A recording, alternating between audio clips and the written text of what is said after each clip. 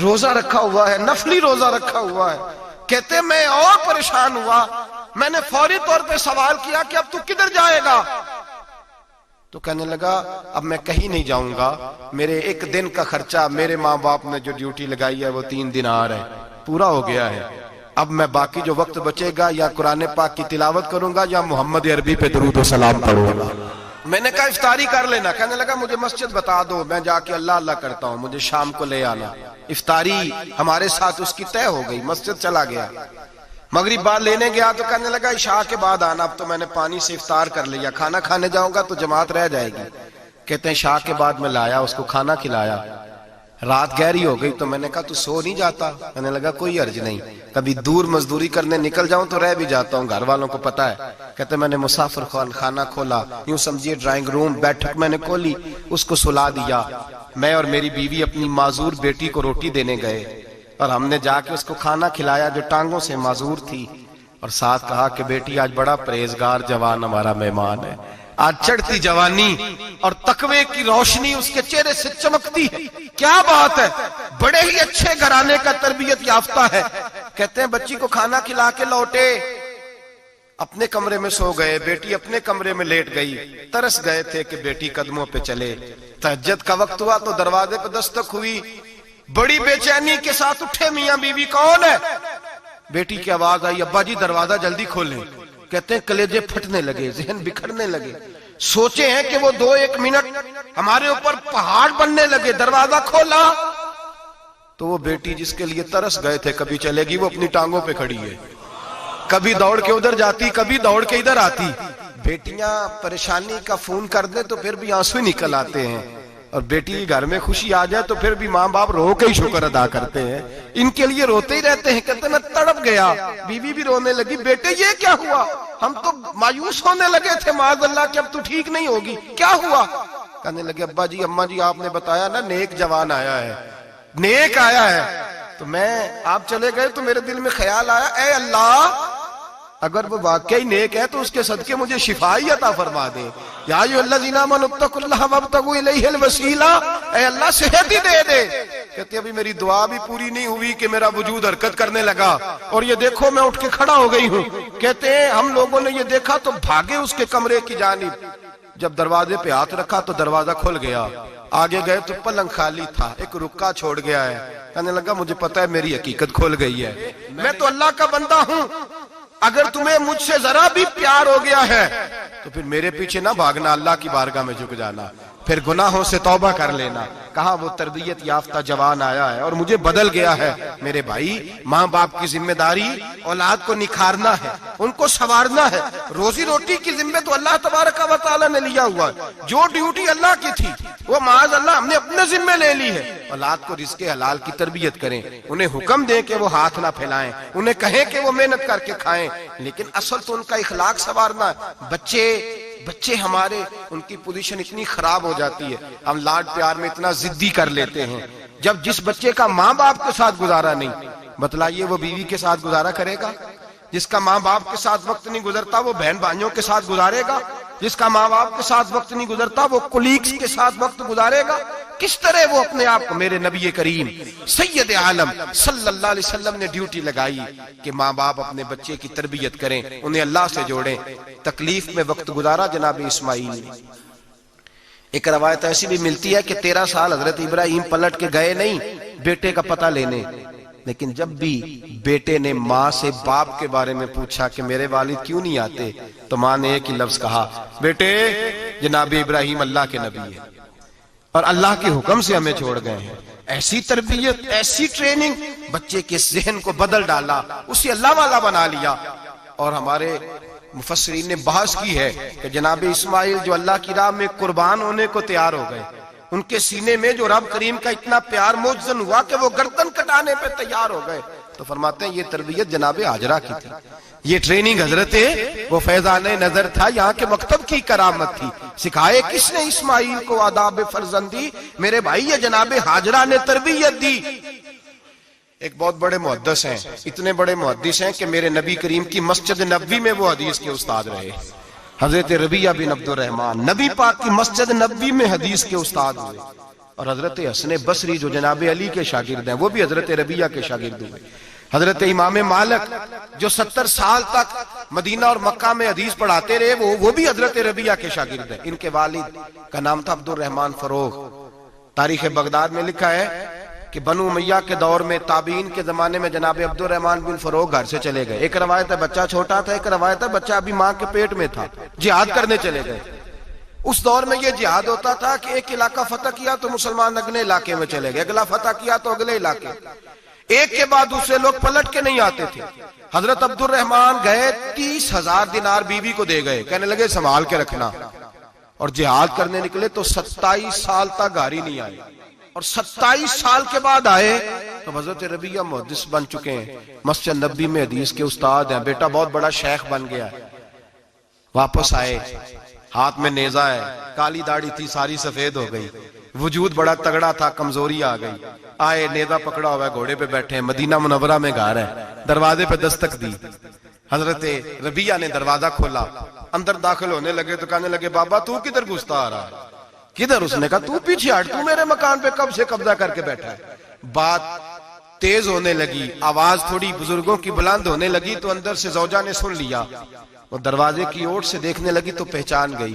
کہنے لگی ربیہ پیچھے ہٹ جا, یہ کوئی غیر نہیں, یہ تیرے والد گرامی ہے, یہ تیرے والد ہیں. اندر آئے, باپ بیٹا ملے, عصر کی نماز کا وقت ہو گیا, بڑا روئے. 27 سال کے بعد باپ لوٹا, 27 سال کے بعد بڑے روئے. نماز کا وقت ہوا تو حضرت ربیہ جلدی سے وضو کیا, مسجد نبوی شریف چلے گئے. جناب عبد الرحمن فروغ نے بھی کھانا وانا کھانا تھا, کھانا کھانے بیٹھے تو حکم دیکھے شوہر کیا کرتا ہے. یہ نہیں پوچھا کہ 27 سال حال کیا رہا, پوچھنے لگے میں تجھے 30,000 دینار دے گیا تھا, وہ کدھر ہے؟ تو زوجہ کہنے لگی کھانا کھا لو, عصر کی نماز پڑھ کے آؤ, پھر بتاتی ہوں پیسے کہاں ہیں. آپ کی رقم بڑی اچھی جگہ پہ محفوظ ہے. کہتے ہیں میں نماز پڑھنے مسجد گیا, عصر کی نماز کے بعد میرے نبی پاک کے منبر پر ایک نوجوان بیٹھا ہے. گھر میں تو ان کا انداز ٹوپی پہننے کا تھا نا, سادے عام لباس میں, مسجد نبی میں جبہ پہنا ہے, سر پہ امامہ ہے, خوبصورت لب و لہجے میں رسول اللہ کے منبر پر بیٹھ کر, نبی پاک کے منبر پر بیٹھ کر, پتہ نہیں آپ کو اس بات کی لذت نصیب ہو رہی ہے کہ نہیں, عام جگہ نہیں, نبی پاک کے حضور کے منبر پر بیٹھ کر نبی پاک کی حدیثیں سنا رہے ہیں. اتنا بڑا مقدر. کہتے حضرت امام مالک جیسے لوگ, خواجہ حسن بصری جیسے لوگ کاغذ قلم لے کے حدیثوں کی سماعت کر رہے ہیں, ان سے درس لے رہے ہیں. جناب عبد الرحمن کہتے ہیں میری نظر اٹھی, کچھ بوڑھا ہو گیا تھا, کچھ اس وقت وہ ٹوپی میں سادے لباس میں تھے, پہچان نہ پایا. ایک شخص سے پوچھا یار ہے تو جوان پر اس کے چہرے کی نورانیت میرے دل کو بھا گئی ہے تو جوان پر اس کا حدیثیں بیان کرنے کا انداز میری طبیعت کو گھائل کر گیا. یہ کون ہے جو نبی پاک کی مسجد میں بیٹھ کے حدیثیں بیان کر رہا ہے؟ تو کہتے ہیں امام مالک کہنے لگے بابا جی چپ کر جاؤ, ہمارے استاد کے بارے میں اونچے لب و لہجے میں بات نہ کرنا, دیکھتے نہیں کتنے کتنے لوگ بیٹھے ہوئے خاموشی سے. تو میں نے کہا مجھے بھی تو بتا دو نا ہے کون. تو کہنے لگے کوئی عبد الرحمن فروغ نام کے بزرگ ہیں, یہ ان کے بیٹے ہیں, ربیہ نام ہے. کہتے ہیں جب لفظ کہے تو میرے آنسو چھلک کے باہر آئے اور میں حضور کی مسجد میں گر گیا اور رونے لگا کہ یہاں اور میرے رسول پاک سید عالم صلی اللہ علیہ وسلم کے منبر پر اور میرا بیٹا. کہتے ہیں میں تڑپ کے گھر گیا اور گھر جا کے میں نے اپنی بیوی کو جب دیکھا تو میرے آنسو نکل گئے. میری بیوی سمجھ گئی کہ یہ میرے محدث بیٹے کو دیکھ آیا ہے. کہتے ہیں بیوی رو کے کہنے لگی میں نے آپ کے 30,000 دینار آپ کے بیٹے کو مصطفیٰ کریم کی حدیث کا استاد بنانے میں خرچ کر دیے. میں نے وہ 30,000 دینار خرچ کر دیے, 30,000 دینار آپ کا بیٹا میں نے. تو کہتے ہیں میں اپنی بیوی کی طرف دیکھنے لگا, میں نے کہا قربان جاؤں, میں اگر اللہ کے دین کے رستے میں تھا تو نے میرے ساتھ نیکی کی ہے, میرا بیٹا بھی دین کے رستے پہ لگا دیا. میرے بھائی اللہ سے جوڑا, اللہ سے جوڑا. ان لوگوں نے اپنی اولادوں کو رب کریم والا بنایا, ان لوگوں نے اپنی اولادوں کو. اور پھر جب ارشاد فرمایا کہ چھوٹی چھوٹی برائی, ایک لقمہ حرام سے بھی وہ لوگ بچے. اور پھر جو آیت نمبر 18 نے کہا کہ وَلَا تُصَغِّرْ خَدَّكَ لِلنَّاسِ, بیٹے منہ پھیر پھیر کے نہ جا, پھیر پھیر کے نہ جا. اگر آپ ناراض نہ ہوں تو ہم تربیت دیتے ہیں, کہتے ہیں اس بچے کے ساتھ نہ پھرا کر, یہ غریب ہے, اس کے ساتھ نہ پھرا کر. وَلَا تَمْشِ فِي الْأَرْضِ مَرَحًا, حضرت لقمان بیٹے سے کہتے ہیں منہ پھیر پھیر کے لوگوں سے بات نہ کر اور اکڑ اکڑ کے نہ چل. ان اللہ لا يحب كل مختال فخور, اللہ کو وہ پسند ہی نہیں جو اکڑ اکڑ کے چلے اور اترائے. ابھی بھی رواج ہے کہتے ہیں دوستی لگانا تو اپنے برابر کے دوستوں سے، ایسے نہ وہ ہمارا سٹیٹس ہی نہیں، ابھی بھی وہ فرق جو تو سید بھی ہو، مرزا بھی ہو، افغان بھی ہو، تم سبھی کچھ ہو، بتاؤ کہ مسلمان بھی ہو۔ عاجزی کا درس دیا اپنی اولاد کو، عاجزی کا، ان کو ادب سکھایا، ان کو انکساری سکھائی، لوگوں کے اندر مل بیٹھنے کا درس دیا۔ جو آدمی انکساری والا ہوتا ہے، عاجزی والا ہوتا ہے، یوں سمجھو اسے شہد لگا ہوا ہے، دنیا خود اس کے پیچھے بھاگ بھاگ کے آتی ہے۔ جو سب کے ساتھ اس نے سلوک کرنے کا عادی ہوتا ہے، لوگ اس کے گرویدہ ہو جاتے ہیں۔ لیکن جس آدمی کو آپ اکڑنا سکھا دیں، جس بچے کو آپ کہیں بس تو ہے اور کوئی بھی نہیں، اس کی اپنی زندگی بھی اس کے لیے پریشانی والی ہو جاتی ہے۔ میرے نبی رحمت سید عالم صلی اللہ تعالی علیہ وآلہ وسلم نے ارشاد فرمایا، کسی باپ نے اپنے بیٹے کو جو سب سے اچھا تحفہ دیا ہے وہ یہ ہے کہ اس نے اپنے بچے کو اچھا ادب سکھا دیا ہے، اپنے بچے کو اچھا۔ حضرت لقمان کہتے ہیں بیٹے منہ پھیر پھیر کے باتیں نہ کرنا، زمین پہ اکڑ اکڑ کے نہ چلنا، اللہ کو اکڑنے والے لوگ پسند۔ ہارون رشید نے امام نسائی کی ڈیوٹی لگائی کہ میرے بیٹے کو حدیث پڑھائے گھر آ کے، تو امام نسائی کہنے لگے یہ نبی پاک کا دین ہے، یہ میں اس کو رسوا نہیں کر سکتا، جس نے پڑھنا ہے میرے پاس آ کے پڑھے، اور جہاں سب بچے بیٹھتے ہیں وہیں پڑھے۔ ہارون رشید کہنے لگا حضور آپ کیا سمجھتے ہیں، میں نے بھی تو آپ کو آزمانے کے لیے یہ جملہ کہا تھا، یہ وہیں آ کے پڑھے گا جہاں سارے غریبوں کے بچے پڑھتے ہیں۔ اب تو روز استاد کٹہرے میں کھڑا ہوتا ہے، اسکول کے استاد کا تو مجھے نہیں پتا، پہلے مدرسے کا استاد تو روز بیچارہ ہاتھ باندھ کے چودھری صاحب نے کہا میرے منڈے نو مارے تو 8,000 کا مولوی ہے، اور میرا بیٹا تو 8,000 کے روز گول گپے کھا جاتا ہے، میرے بیٹے کو تو نے مارا ہے، تجھے اپنی حیثیت کا پتہ ہے؟ روز استاد کٹہرے میں کھڑا ہوتا ہے۔ بچے فری میں، مفت میں، حافظ جی مفت میں حفظ کراتے ہیں، خدا جانے محترم کتنی مشکل سے ادارہ چلاتا ہے، اور بچے کے ماں باپ آ کہتے ہیں بلاؤ مولوی صاحب کو، اس کی طاقت کیسے ہوئی میرے بچے کو مارا ہے؟ وہ مولوی وہ جو کل دانے لینے آیا تھا وہ آج میرے بچے کو مارے گا؟ یہ رویہ ہے ہمارا۔ ہارون رشید بادشاہ نے اپنے بیٹے کو امام نسائی کے پاس پڑھنے بٹھایا۔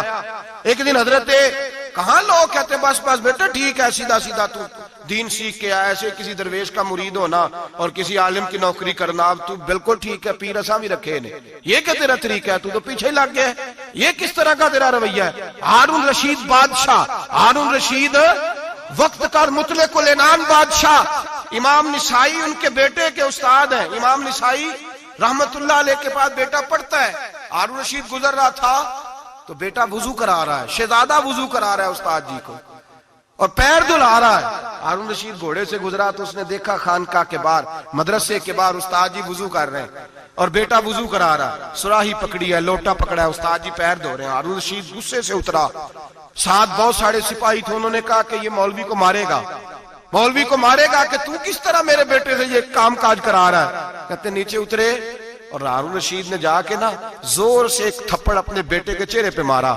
بیٹا کہنے لگا ابا جی میری غلطی کیا ہے؟ فرمانے لگے تجھے پتہ ہی نہیں تو کس شخص کے پاس پڑھتا ہے؟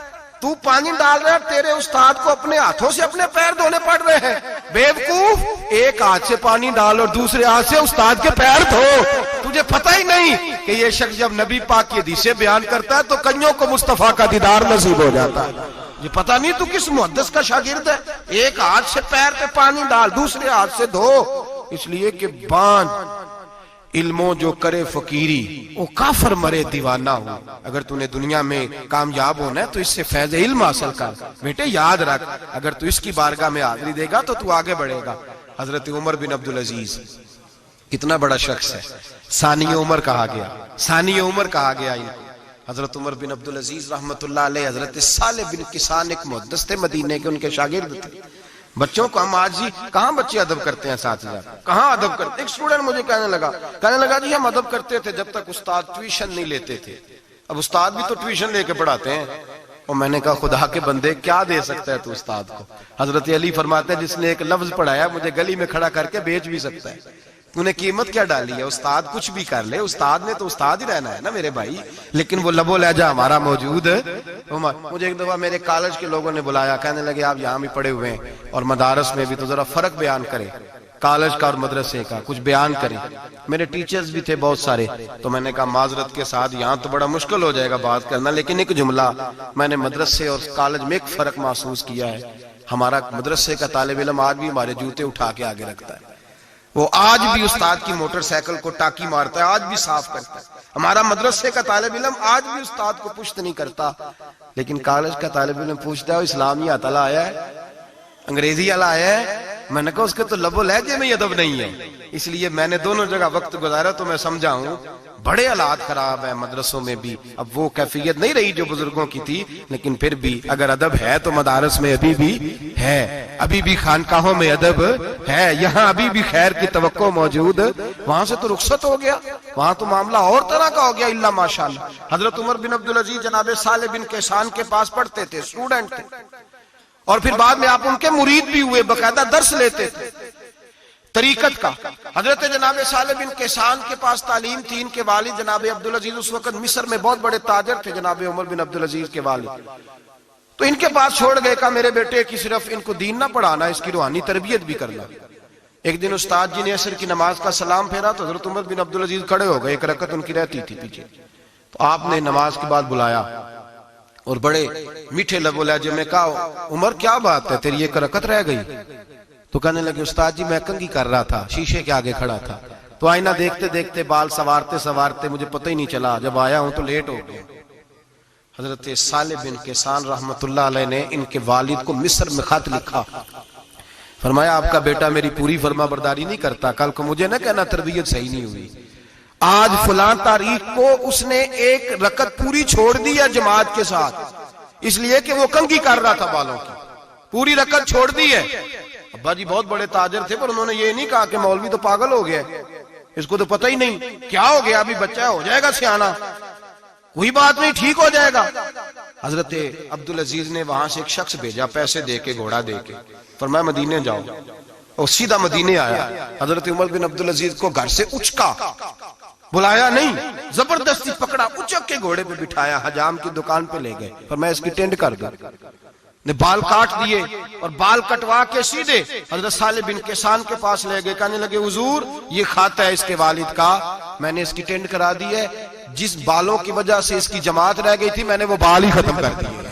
تو اس کے والد کہتے ہیں آپ ذرا ذرا سے بھی بات، ایک ذرہ برابر بھی بچے کے اندر ہم کوتاہی برداشت، ہم اسے سنوارنا چاہتے ہیں، معاشرے کو دینا چاہتے ہیں، ہم ایک خوبصورت انسان بنانا چاہتے ہیں۔ تو حضرت لقمان کہنے لگے بیٹے تو چہرہ رخسار بدل بدل کے لوگوں سے بات نہ کر، اکڑ کے نہ چل، اس لیے کہ اللہ کو اکڑنے والے پسند، تو کیا کر وقصد فی مشی کا وغضض من صوتک، درمیانی چال چل، آواز کو پست رکھ۔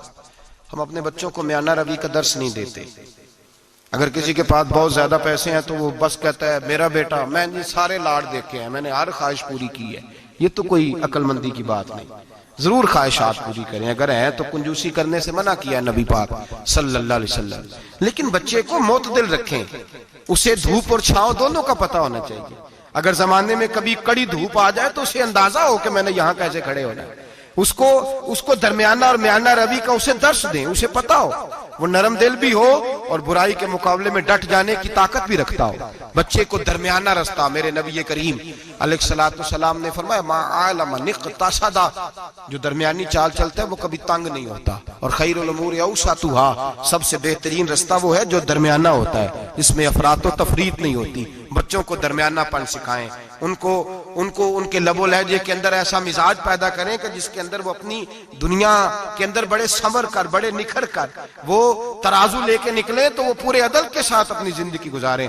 اور فرمایا وغضض من صوتک، آواز کو پست رکھ، چلا چلا کے نہ کبھی بچوں سے بات کریں اور نہ کبھی بچوں کی بات سنیں۔